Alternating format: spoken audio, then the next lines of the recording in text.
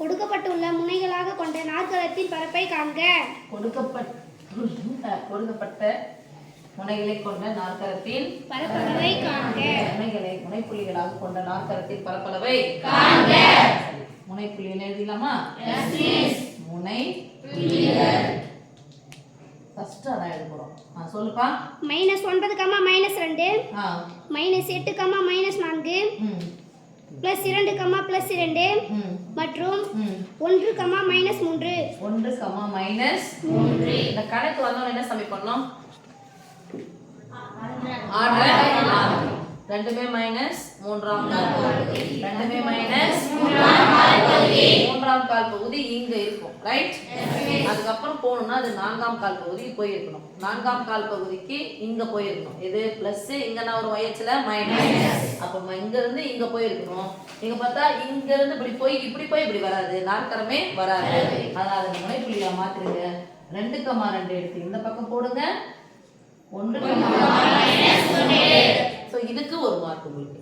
என்ன கேக்குறாங்க? நாற்கரத்தின் பரப்பளவு பார்க்கலாம். நாற்கரத்தின் பரப்பளவு equal to 1/2 into x1 minus x3 y1 minus y3 x2 minus x4 y2 minus y4.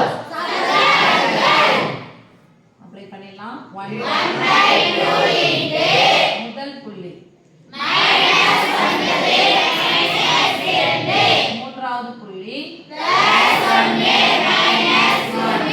Minus ஆனது குறிய மாற்று, minus ஆனதா plus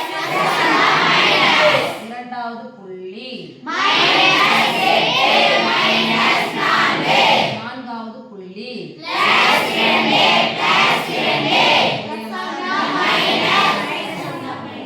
okay. Of 1/2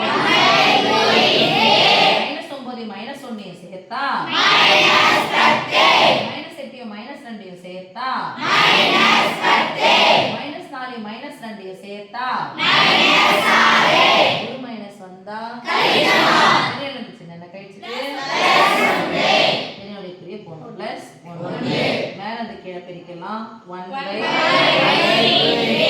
Python நடக்குது. ரெட்டப்பட மைனஸ் பைத்தான் 60 என்ன 10 குறிய மாத்து.